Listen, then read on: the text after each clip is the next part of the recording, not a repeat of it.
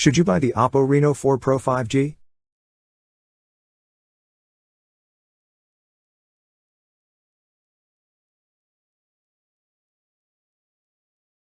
It has been released in the United Kingdom on October 16 and in the Middle East on September 22. It is priced at £699.99, 2,499 Emirati dirhams, roughly $900, 1,250 Australian dollars, and comes in both space black and galactic blue. From the curved display on the front to the glass back accented with a repeated Oppo monogram and a glossy aluminum frame, the Oppo Reno 4 Pro 5G features a plush design and premium feel that masks its mid-range price tag. With its tall and narrow profile, the Reno 4 Pro 5G is incredibly easy to hold and use with one hand. The power button is conveniently located on the right side, just above the midway point for easy access. On top, it is all metal apart from two antenna bands and a microphone hole, while the bottom houses a speaker grill, a USB-C port, and a dual SIM tray. Unlike the non-5G variant, the Reno 4 Pro 5G is devoid of SD card slots for expanded storage or a headphone jack for those who dislike the lack of both. The camera bumps on the phone's back are composed of two parts, one around the triple lens setup and the other lens protruding from the base. In terms of its display, the Reno 4 Pro 5G features a 6.5-inch AMOLED screen with a 20:9 aspect ratio and a resolution of 1080 by 2400, 402 pixels per inch.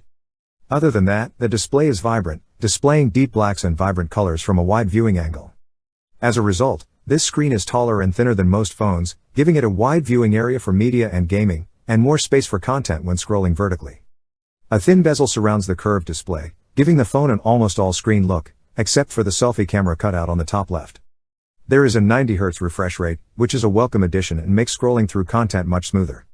The display houses an in-screen fingerprint scanner, too, that unlocks the phone with swift speed and accuracy.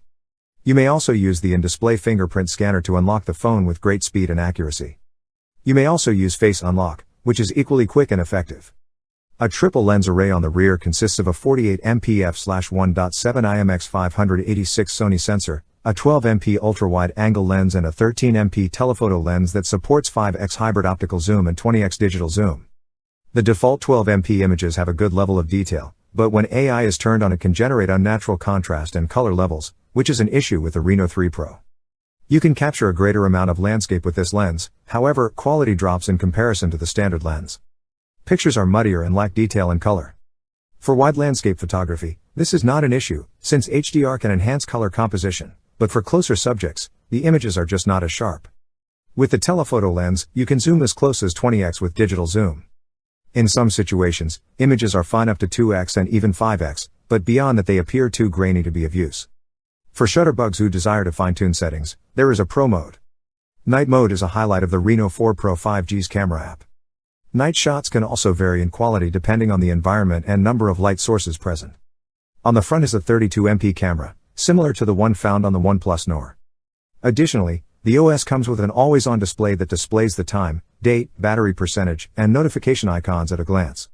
With Qualcomm Snapdragon 765G at its core and 12GB of RAM, the Reno 4 Pro 5G is zippy and responsive. The company has included its best-in-class 65-watt SuperVOOC 2.0 flash charging technology, which can charge the phone from 0 to half charge in 11 minutes, and fully charge it in 30 minutes. The Reno 4 Pro 5G dropped 14% battery during the test, which is not bad for a phone in this price range.